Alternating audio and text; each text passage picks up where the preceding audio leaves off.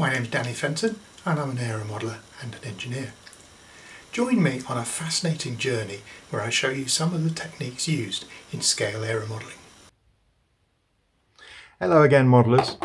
Tenacious is something that I have been described as being, and this vac forming lark is probably a case in point.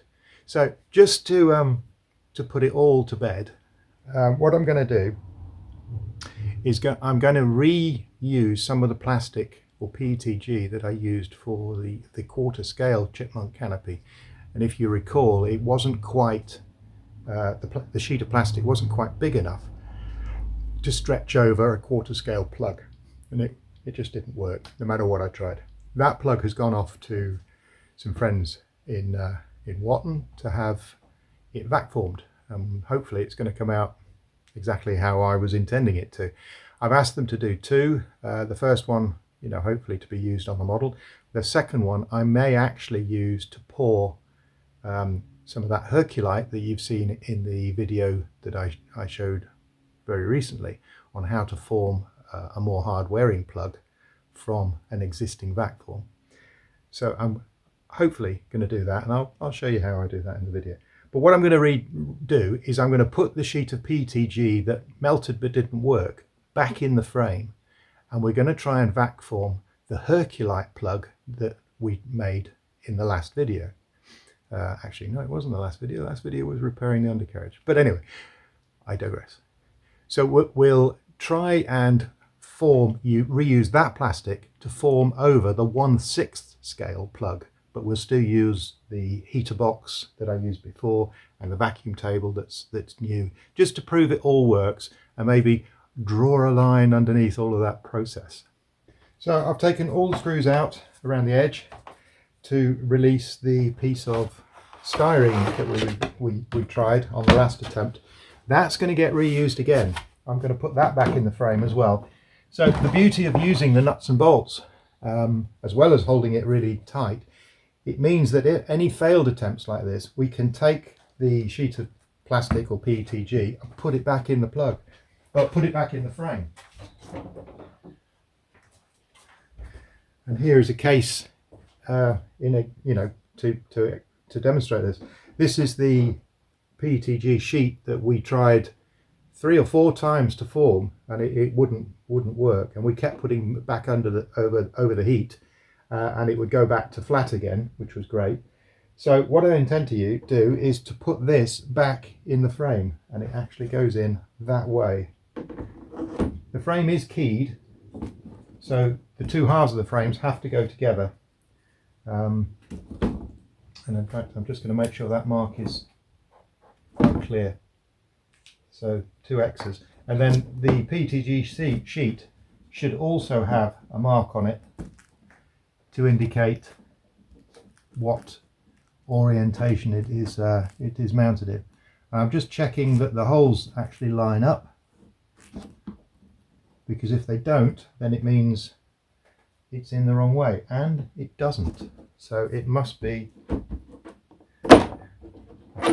that way around. Nope, it's definitely not. So it must be that way up. It's not that way around. That looks more like it. So let's just see if the holes all line up, and they do indeed. So let's put the frame back together like that. We'll go down. The screws have got to go through from this side, so we'll put a couple in just to get things aligned.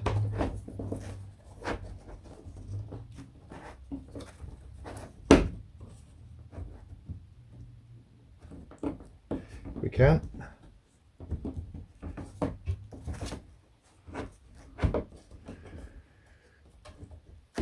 Let's get rid of that frame for a second.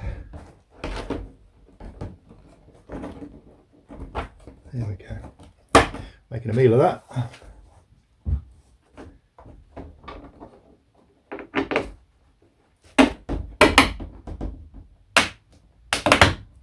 There we go.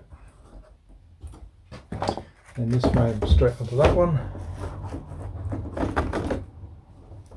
And onto that one. that. And then I'll put a nut and a washer just to hold it in place temporarily. Won't do it up until we've got it.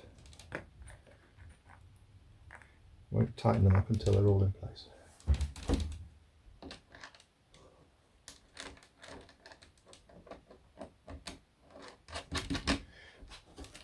Anyway, you don't need to see me doing this. I'm going to put the nuts and bolts in all the way around the frame, and that should make it nice and secure.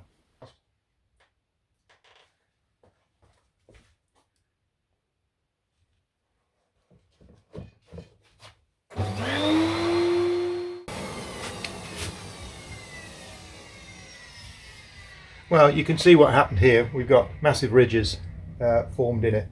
That's because the bow was so big when we started. There was an excess of material, too much material. I think that would have worked with a fresh sheet. But whether we would end up, but it's not really pulled down right against the base because the material is so thick. So I think I will, I mean, it's pulled in nicely on the mirrors, on the side windows, but again, it's not pulled into the frame, and it's not pulled into this area here tight enough. So basically 1mm PETG is way too thick for this size canopy. But the vacuum table worked as it went down, and the plastic went and the frame went over the vacuum table. It sealed around the edges and sucked down. So I think it's a success. What we really need to do is try some thinner plastic. Right, so here we go again. We're heating up some PETG.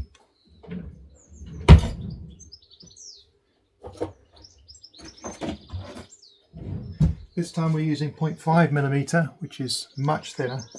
I've had to make a new frame because the PETG that arrived was about 25mm too narrow, which is too short, which is a real nuisance because I thought I double checked everything.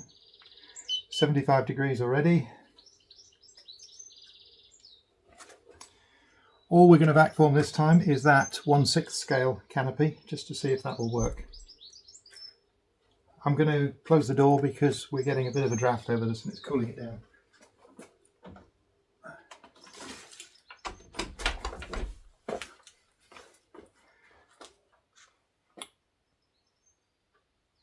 $100 already.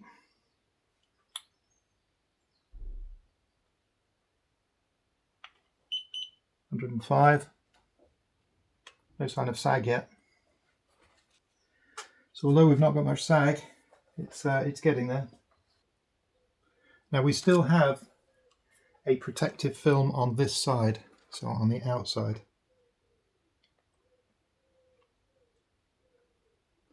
I had meant to remove both, but I hadn't noticed that the one side was white and one side was clear. When I took the white one off, I thought the other side had already been removed. 124. We're starting to get sag now.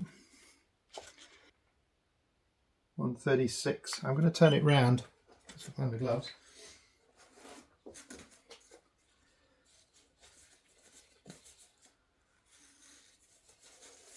Definitely seems to be getting hotter at this end than the other, and I can't see why, but it is. So I'm just going to flip it round.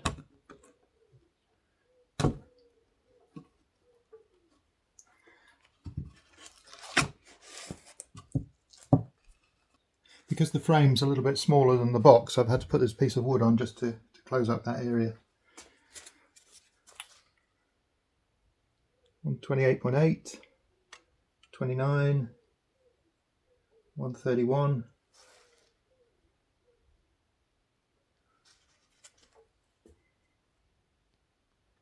132,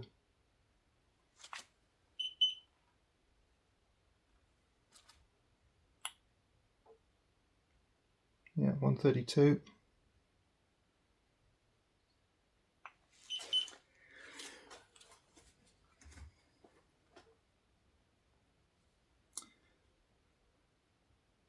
Well, should we give it a go? This is at 130, 132. I don't think it's going to get much hotter.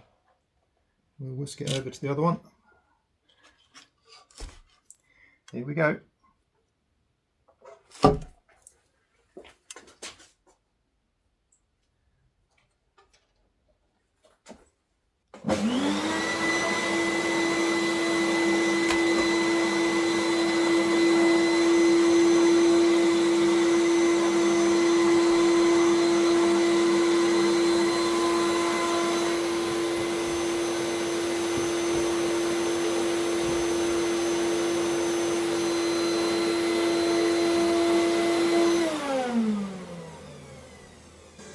Well, that wasn't terribly successful. I'm wondering if we need to remove that layer of film. It has caught us out before.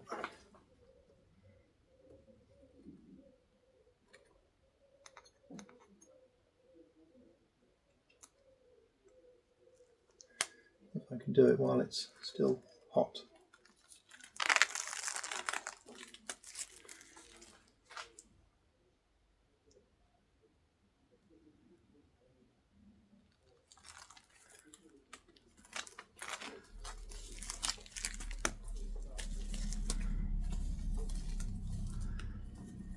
This is not very good quality PETG by the look of it. There's lots of marks in it. Whether they've come from the stretching process that we've just tried, I don't know. It's sagged right down again. 125, 25, 126. Let's give it a couple of seconds. We'll give it another go.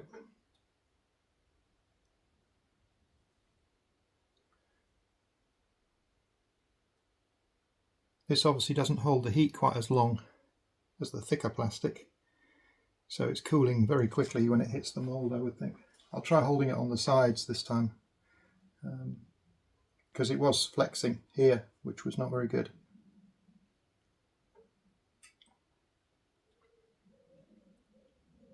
And I think I might have the hoover on from the start. Let's see what happens. Okay, let's go again.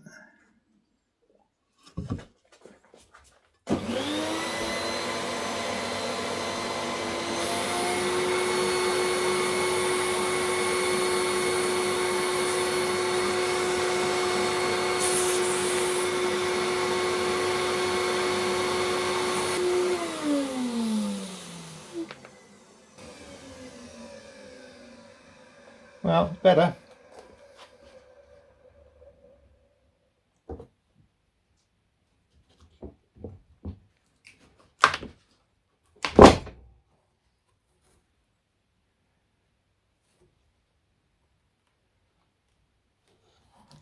The real blemish right through there. The rear window is the one bit you really don't want to lose. You wouldn't want to use anything any thinner than that. It's already quite floppy.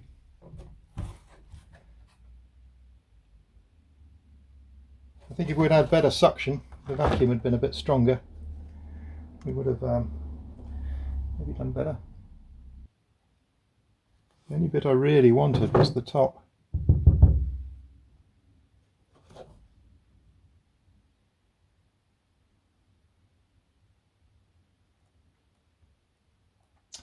Well, it might be doable. I might be able to do something with that. Even if I just use the windows from the top. Might work. Alright, that's it for now. Let's go and have a think upstairs as to what we're going to do next. Still not very successful. I think in future I may actually just leave this to the professionals and get them to do it. I just don't have enough equipment. For the small stuff it's fine, but for these bigger pieces it's a little bit harder.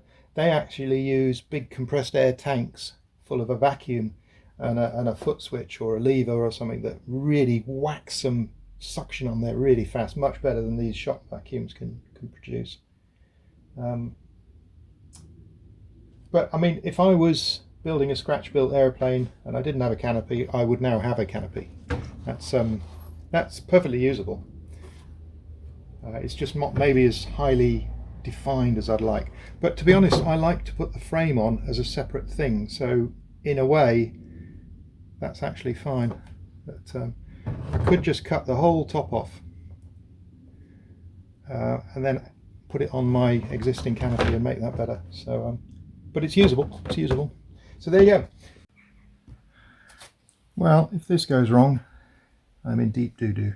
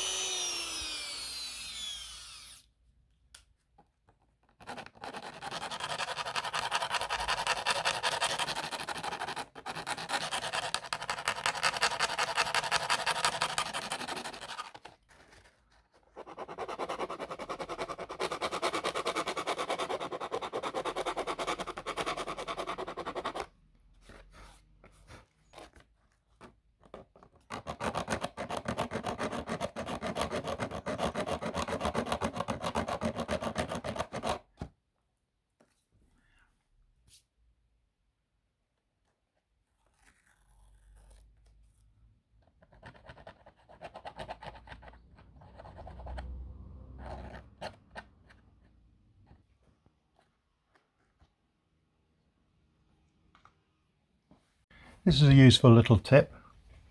If you've sanded PETG or styrene even, and you want to sand it but get a beautiful finish on it, like in this case I want to put a chamfer on that. Now you can try sandpapers and you can try everything you like, but it won't really work very well because it's not that hard a surface to sand. So the trick is, if you take a scalpel blade, hopefully you can see this, and you scrape it, you can see the paint on the edge there, so it's very, very sharp.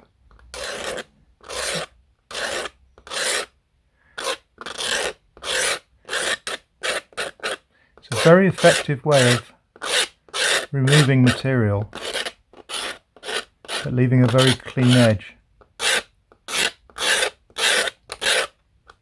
Carpenters will know this trick, because quite often you can actually not so much sand but surface some wood this way, and you use a blade on edge like this to scrape the wood.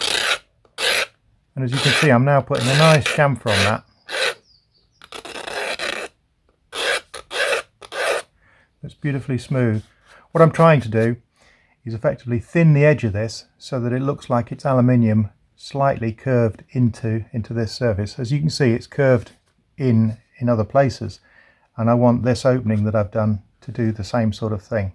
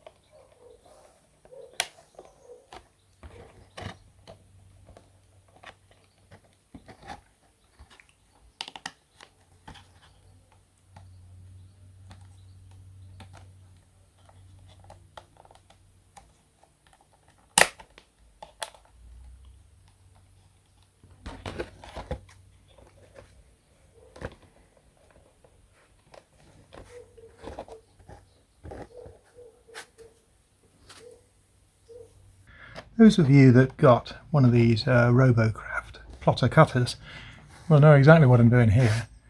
All I'm doing is replacing some of the stenciling on the side of the canopy. I had to remove this when I made the canopy openings larger.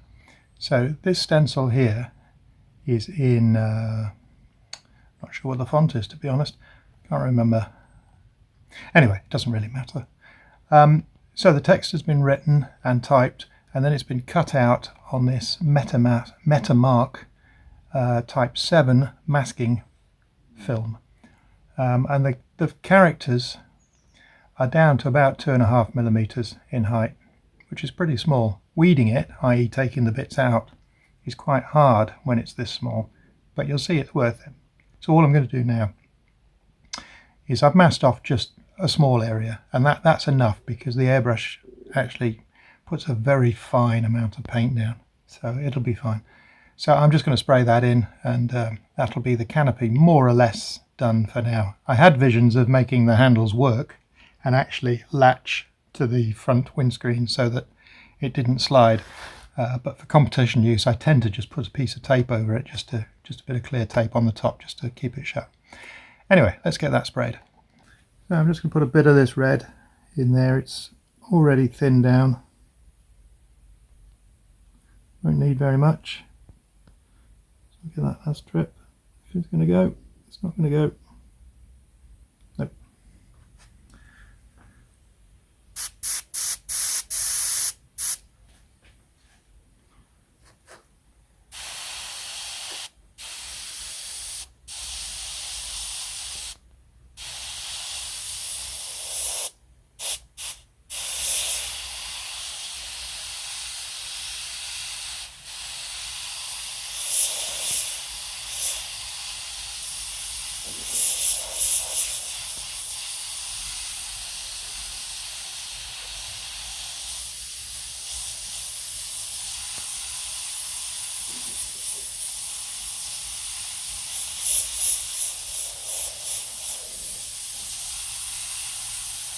Normally when I'm airbrushing or spraying paint, I say that you do it up and down and you stop spraying as you go to the end. When you're using these little airbrushes, it's slightly different. Press down to get the air, and then you pull back to get the paint. And depending on how much you pull back, depends on how much paint you get. I know that's probably not very clear to see, but there you go. That's how it works. And then with a bit of luck,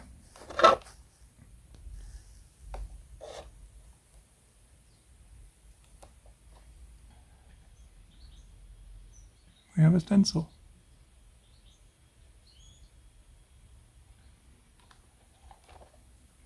These are reusable, so just hang on to them. Well, I think you'll have to agree that was a lot of fun. Well, it was for me anyway. Hope you got something out of that video. The canopy is now complete. I'll probably do some overall pictures of the model before it goes off to Romania. Otherwise, I'll just take some pictures while I'm in Romania. I'll maybe do a few videos while I'm out there, just to give you a bit of a feel of what it's like at a World Championships, and then sort of post them on here, and you can see how I get on in Romania. Alright, well, that just brings us to the end of this video. If you've enjoyed it, please click like and subscribe, and also click the bell icon so that you'll be alerted of future videos. Alright, I'll see you on the next one.